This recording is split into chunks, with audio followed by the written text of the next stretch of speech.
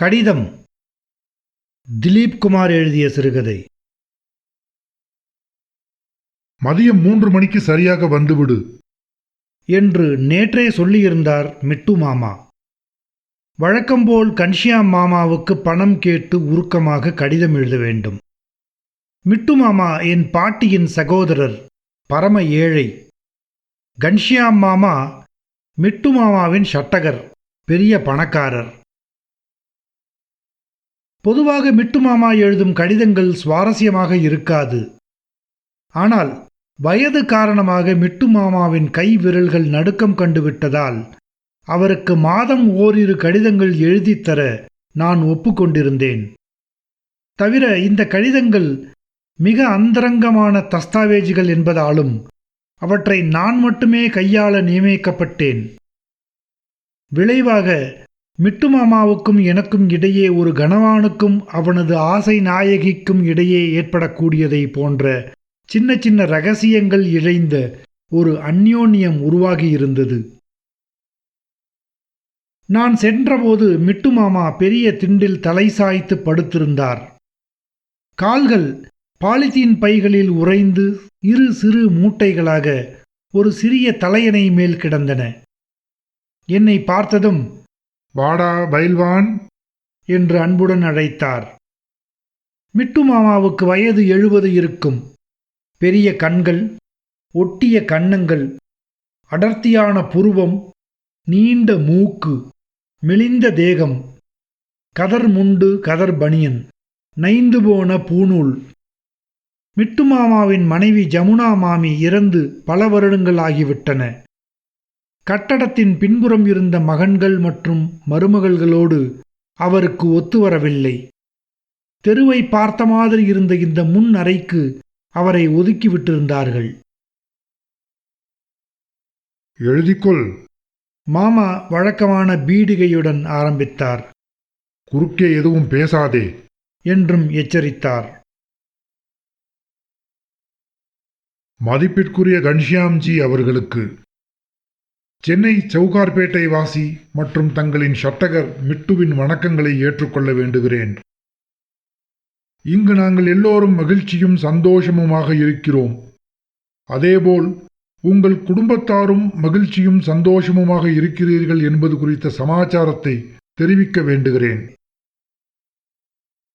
தற்போது எழுத நேர்ந்த விஷயம் என்னவென்றால், கொஞ்ச நாட்களாகவே எனக்கு மனசே சரியில்லை. சரியாக சொல்வதானால் கடந்த ஒரு வாரமாக நான் செத்துப்போக வேண்டும் என்று இங்கு எல்லோரும் விரும்புகிறார்கள். நானும் செத்துப்போக வேண்டும் என்றுதான் விரும்புகிறேன். ஆனால் சாவதும் வாழ்வதும் நம் கையிலாயிருக்கிறது. நான் தற்கொலை கூட செய்து கொள்வேன். ஆனால் தற்கொலை செய்து கொள்வதற்கும் எனக்கு ஓரிரு இடையூறுகள் இருக்கின்றன. முதலாவதாக, என் 73 வயதில் ஒரு மனிதன் தற்கொலை செய்து கொண்டால் யாரும் அவனுக்காக வருத்தப்படப் போவதில்லை. ஒழிந்தது சனியன் என்று இருந்து விடுவார்கள். இரண்டாவதாக, என் கால்கள், என் பாதங்களில் வெடிப்பும் முழங்கால்களில் சிரங்கும் உள்ளது பற்றி தாங்கள் அறிவீர்கள். இந்த கால்களை வைத்துக்கொண்டு நான் எப்படி எங்கே போய் தற்கொலை செய்து கொள்ள முடியும்? மேலும் சீழும் நீரும் வடியும் நாற்றமடிக்கும் கால்களோடு நான் செத்தால் அது நன்றாக இருக்காது. இதையும் தாங்கள் அறிவீர்கள். எப்படியும் என் பந்துக்கள் விரும்புவது போல நான் சாகவே விரும்புகிறேன். சென்ற மாதம் நீங்கள் தயவு செய்து அனுப்பிய பணத்தால் நான் நேற்று முன்தினம் வரை ராவண ஐயர் தெருவில் உள்ள குஜராத் சகாய ஆஸ்பத்திரிக்கு போய் என் கால்களுக்கு மருந்தும் கட்டும் போட்டு வந்து கொண்டிருந்தேன். பிரதி மாதமும் 3ஆம் தேதி வரும் சரும நோய் நிபுணர் டாக்டர் தாமரை கண்ணன் அவர்களுக்கு பதிலாக இந்த மாதம் புதிதாக ஒரு டாக்டர் வந்திருந்தான்.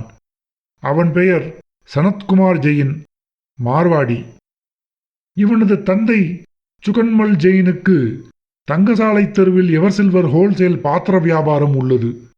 NSC போஸ் ரோட்டின் திருப்பத்தில் நியூ ஆனந்தபவன் ஓட்டல் அருகேதான் இவரது கடை உள்ளது. ஆளை பார்த்தால் நீங்கள் அடையாளம் கண்டுகொள்வீர்கள். உங்களுக்கு தெரியாதவராய் இருக்க முடியாது. டாக்டர் சனத்குமார் வயதில் சின்னவன்தான், மற்றபடி கெட்டிக்காரன். பிரபல சரும நோய் நிபுணர் டாக்டர் தப்மையாவிடம் சில ஆண்டுகள் பயிற்சி பெற்றவன். என் கால்களை பரிசோதித்து மருந்து மாற்றி கொடுத்திருக்கிறான். பூசிக்கொள்ள ஆயின்மெண்ட்டும் சாப்பிடுவதற்கு சில மாத்திரைகளும் கொடுத்திருக்கிறான். கட்டு கூட ஒரு நாள் விட்டு ஒரு நாள் மாற்றினால் போதும் என்று சொல்லிவிட்டான். அரிப்பையும் நீர் வடிவதையும் இன்னும் 6 மாதத்தில் நிச்சயம் குணப்படுத்திவிட முடியும் என்று கூறியிருக்கிறான். உங்களுக்கு தெரியும், சிகிச்சை என்னவோ இலவசம்தான். ஆனால் ரிக்ஷாவில் தானே போக வேண்டியிருக்கிறது. ரிக்ஷாக்காரன் காத்தவராயன் தான் என்னை கைத்தாங்களாக பிடித்து அழைத்துச் செல்கிறான். போய் வருவதற்கு 2 ரூபாய் என்று பேசி வைத்திருக்கிறேன். சென்ற வாரத்தோடு பணம் தீர்ந்து விட்டதால் அவன் என்னை இப்போது கடனுக்கு தான் அழைத்துச் செல்கிறான். அவனுக்கு நான் 6 ரூபாய் பாக்கி. காத்தவராயனின் அம்மாவுக்கு உடம்பு சரியில்லை என்று காலையில்தான் தகவல் வந்தது. எனவே காத்தவராயன் செங்கல்பட்டுக்கு போயிருக்கிறான். அவன் எப்போது திரும்பி வருவான் என்பது சொல்வதற்கில்லை. மாற்று ஏற்பாடு செய்து கொண்டு விடலாம் தான். ஆனால் காத்தவராயன் போல வருமா? தவிர புதிய ரிக்ஷாக்காரனுக்கு கொடுக்க பணம்? அதனால்தான் கூறுகிறேன், எனக்கு எல்லாம் வெறுத்து போய்விட்டது. நான் சாவதுதான் எல்லோருக்கும் நல்லது. உங்களுக்கும் மாதா மாதம் பணம் அனுப்பும் சுமையும் குறையும். உங்களுக்கு தெரியும், என் மகன்கள் யாரும் சரியில்லை என்பது. பெரியவன் புல்புல்தாரா வாசித்துக் கொண்டும் தன் மனைவி பின்னால் அலைந்து கொண்டும் இருக்கிறான். அவன் மனைவி அந்த குள்ள ராணி எப்பேற்பட்டவள் என்பதும் உங்களுக்கு தெரியும். பூனை மாதிரி இருந்து கொண்டு என்ன அட்டகாசம் செய்கிறாள். சென்ற வாரம் ஒரு நாள் சப்பாத்திக்கு தொட்டுக்கொள்ள கொடுத்த மோரிதாளில் குழம்பில் உப்பு கொஞ்சம் குறைகிறது, எடுத்து வா என்றேன். இது ஒரு தவறா? முகத்தை லலிதா பவார் பாணியில் ஒரு வெட்டு வெட்டி திருப்பி கொண்டு போய்விட்டாள்.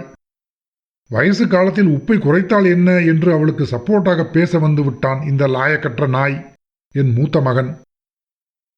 சின்னவன் கதையும் உங்களுக்கு தெரிந்ததுதான். பேங்கில் வேலை செய்கிறான் என்று பெயர்தானே தவிர கொஞ்சமும் நன்றி விசுவாசம் இல்லாத பயல். யார் இவன்? நீங்கள் போட்ட பிச்சைகள் தானே பிகாம் படித்து முடித்தான். இப்போது பெரிய பக்தனாகிவிட்டான். சனிக்கிழமை இரவு தோறும் கூட்டு பஜனைக்கு ஏற்பாடு செய்து வீட்டையே துவம்சம் பண்ணுகிறான். தபேலாவும் சப்பலாக்கட்டையும் வைத்துக்கொண்டு அவன் நண்பர்கள் அடிக்கும் லூட்டி கொஞ்சமில்லை. இப்படி பஜனை முடிந்ததும் நள்ளிரவுக்கு மேல் இந்த நாய்கள் எல்லோரும் மகேஸ்வரி பவனில் பூரியும் லஸ்ஸியும் பீடாவும் சாப்பிட கிளம்பி விடுவார்கள். மகேஸ்வரி பவனில் நான் சாப்பிடாத பூரியா, போடாத பீடாவா? இவனுக்கு நன்றாக தெரியும் மகேஸ்வரி பவன் பூரி என்றால் எனக்கு இஷ்டம் என்று. ஆனால் ஒரு நாள் கூட வாங்கி வந்ததில்லை இந்த ராஸ்கல். பெரிய கவர்னர் என்று நினைப்பு. கவர்னர் என்றதும் ஞாபகம் வருகிறது. பிரபுதாஸ் பட்வாரி நம் ஸ்ரீநாத்ஜியின் கோவிலுக்கு வந்திருந்தார். என்ன எளிமை, என்ன எளிமை! நம் நாத்தியின் முன் தலை குனிந்து வணக்கம் தெரிவித்து விட்டு போனார். அவர் சொன்னார், எங்களுக்கு இந்திரா காந்தி மேல் எந்த கோபமும் இல்லை. அந்த அம்மாவுக்கு எப்பவுமே கொஞ்சம் வீம்பு ஜாஸ்திதான். என் 2ஆம் நம்பர் பையன் ரஜினி தான் பாவம், நல்லவன். இந்த இடத்தில் நான் குறுக்கிட்டு கேட்டேன், மாமா 2ஆம் நம்பர் என்று எழுத வேண்டுமா? கன்ஷியா மாமாக்கு ரஜினி என்றாலே புரியுமே. பேசாமல் நான் சொல்வதை எழுது. அவனுக்கு மனைவி குழந்தைகளுக்கு செய்தே மீள முடிவதில்லை. நேற்று முன்தினம் நடந்தது. இதை எழுதும்போது என் கண்களில் கண்ணீர் தழும்புகிறது. நான் மிட்டு மாமாவின் கண்களை பார்த்தேன். என்னடா பார்க்கிறாய்? எழுது. வீட்டில் தேங்காய் எண்ணெய் தீர்ந்து விட்டது. இவன் தண்ணீரை விட்டு தலையை சீவி கொண்டு போகிறான். மூத்தவனும் சின்னவரும் சிகரெட்டுக்கும் பீடாவுக்கும் செலவழிக்கிறார்களே ஒழிய எண்ணெய் வாங்கி தர மாட்டேன் என்கிறார்கள். வீட்டில் இப்போது எல்லோரும் தினமும் தலை குளித்து எண்ணெய் போடுவதை மாலை வரை ஒத்தி போட்டுவிட்டு சமாளித்து விடுகிறார்கள். எண்ணெய் போடாமல் என் முன் வழுக்கை காய்ந்து தலையை எரிகிற மாதிரி இருக்கிறது. என் கொஞ்ச நஞ்ச முடியும் தேங்காய் நார் மாதிரி சிலுப்பிக் கொண்டு நிற்கிறது. முகத்தை கண்ணாடியில் பார்க்கவே பயமாக இருக்கிறது. நான் மாமாவின் தலையை பார்த்து அவர் எழுதச் சொன்னதை உறுதி செய்து கொண்டேன். நான் சாவதற்கு முன் சில விஷயங்களை ஒழுங்கு செய்துவிட விரும்புகிறேன். உங்களுக்கு தெரியும், என்னிடம் சொத்து ஒன்றும் கிடையாது. நான் வெறும் டன் டன் கோபால், செல்லா காசு ஓட்டாண்டிதான். உங்கள் சகோதரி, அதாவது என் மனைவி இறந்தபோது அவளுடைய டாகுர்ஜிகளின் சேவையை தொடர்ந்து செய்ய நான் ஏற்றுக்கொண்டேன் என்பதை நீங்கள் அறிவீர்கள். என் இறப்புக்கு முன்னால் இந்த விக்கிரகங்களை நான் உங்களிடம் தந்துவிட விரும்புகிறேன். இந்த விக்கிரகங்கள் எங்கள் குடும்பத்தில் வழி வழியாக இருந்து வருபவை. என் அம்மா, அதற்கு முன் என் பாட்டி அதிகாலையில் எழுந்து குளித்து முழுகிவிட்டு வெறும் வயிற்றில் இந்த விக்கிரகங்களுக்கு பூஜை செய்துவிட்டுத்தான் பச்சை தண்ணீர் கூட குடிப்பாள். அவளுக்கு பிறகு உங்கள் சகோதரியும் அப்படியே செய்து வந்தாள். உங்கள் சகோதரி போன பின் நான் தான் ஏதோ முடிந்தவரை செய்து வருகிறேன். நான் தினம் குளிக்க முடிவதில்லை என்பதை தாங்கள் அறிவீர்கள். கால் கட்டு மாற்றும் அன்றுதான் குளிக்க முடிகிறது. அதனால் ஒரு நாள் விட்டு ஒரு நாள் தான் பூஜை செய்கிறேன். எனக்கு வருத்தமெல்லாம் சுபதினங்களில் கூட இந்த விக்கிரகங்களுக்கு சரியான நைவேத்தியம் படைக்க முடிவதில்லை என்பதுதான். தினம் 11 மணிக்கு எனக்கு வரும் உணவைத்தான் 3 சப்பாத்திகளும் கொஞ்சம் சாதமும் சமர்ப்பிக்க வேண்டியுள்ளது. மாலையில் அம்பீஸ் கபேயிலிருந்து வரும் 2 இட்லியும் ஒரு வடையும் தான். கடவுள் இதை ஏற்றுக்கொள்வார் என்றுதான் நம்புகிறேன். எல்லாவற்றுக்கும் சிரத்தை தான் முக்கியம். என் மருமகள்களை நம்ப முடியாது. அவர்களுக்கு இவற்றின் அருமை தெரியாது. வீசி எறிந்து விடுவார்கள், அல்லது குழந்தைகளுக்கு விளையாட கொடுத்து விடுவார்கள். இந்த விக்கிரகங்களில் குறிப்பாக ஒன்று முக்கியமானது. புல்லாங்குழல் சகிதம் தவிழ்ந்து வரும் பாலகிருஷ்ணனின் 5 அங்குலம் உயர விக்கிரகம்தான் அது. பார்க்க மிக அழகாக இருக்கும். பட்டு வஸ்திரமும் ஜரிகை குள்ளாயும் போட்டு பொட்டும் இட்டுவிட்டால் சாட்சாத் கிருஷ்ணனே நம் முற்றத்தில் வந்து தவழ்ந்து கொண்டிருப்பது போல இருக்கும். நான் இறந்து விடுவதற்கு முன் இந்த டாகர்ஜிக்களை உங்களிடம் ஒப்படைத்துவிட விரும்புகிறேன். என் சகோதரியிடம், அதாவது உங்கள் மனைவியிடம் கூறுங்கள், இது என் கடைசி ஆசை என்று. நம் காலம் முடிந்த பின் குழந்தைகள் இதை ஒழுங்காக செய்வார்கள் என்று சொல்ல முடியாது. என் சகோதரிக்கு முடிகிற வரை டாகுர்ஜிகளின் சேவையை செய்யட்டும். அதற்கு பின் கிணற்றிலோ அல்லது நதியிலோ அவற்றை சமர்ப்பணம் செய்து விடுங்கள். இது தவிர என்னிடம் சில தெய்வீக புத்தகங்களும் ஒரு குட்டி குடத்தில் கொஞ்சம் கங்கா ஜலமும் இருக்கிறது. இதையெல்லாம் கூட நான் உங்களுக்கே கொடுத்துவிட விரும்புகிறேன். புத்தகங்களில் குறிப்பாக ஹனுமான் சாலிசாவும் ஆஞ்சநேய கவச்சம், டோங்கரே மகராஜின் ஆசி பெற்ற பாகவதமும் நீங்கள் அவசியம் வைத்துக் கொள்ள வேண்டும். இதனால் வீட்டில் பேய் பிசாசுகளின் நடமாட்டம் இருக்காது என்பதோடு சுபிட்சமும் கூடும். நான் செத்துப்போக தயாராக இருக்கிறேன் என்பது தங்களுக்கு புரிந்து போயிருக்கும். ஆனால் சாவு எப்படி எங்கிருந்து வரும் என்பதுதான் எனக்கு புலப்படவில்லை. நாம் வலிய போய் நின்றாலும் இந்த பிருத்திவியில் நம் பிரயாணம் முடியும் வரை சாவு நம்மை அரவணைத்துக் கொள்ளாது என்பதை தாங்கள் அறிவீர்கள். சென்ற வாரம் பட்டம் விட்டு கொண்டிருந்த ஜீவன்லாலின் 8 வயது மகன் 2வது மாடியிலிருந்து தவறி விழுந்து விட்டான். அவன் அதிர்ஷ்டம், அந்த நேரம் பார்த்து அழுக்கு துணிகள் அடங்கிய பொதியோடு போய்க் கொண்டிருந்த ஏகாம்பரேஸ்வரர் பெண்மென்காரனின் கழுதை மேல் சொல்லி வைத்தாற்போல் குறிதவறாமல் விழுந்து தப்பித்தான். ஒரு கீறல் இல்லை, ஒரு காயமில்லை. இடறி விழுந்ததில் கழுதைக்குத்தான் பாவம் பின்னங்கால் முறிந்துவிட்டது. ஜீவன்லாலை உங்களுக்கு தெரியும், மகா கஞ்சன். கழுதையின் சிகிச்சைக்கு 1 பைசா கூட தரமாட்டேன் என்று கூறிவிட்டான். கழுதையை ரிக்ஷாவில் வைத்து மாட்டாஸ்பத்திரிக்கு கொண்டு போவதற்கு அவனிடமிருந்து 3 ரூபாயை வாங்குவதற்குள் போதும் போதும் என்றாகிவிட்டது.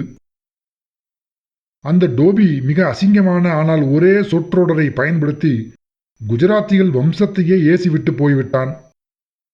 இதற்கு என்ன சொல்கிறீர்கள்?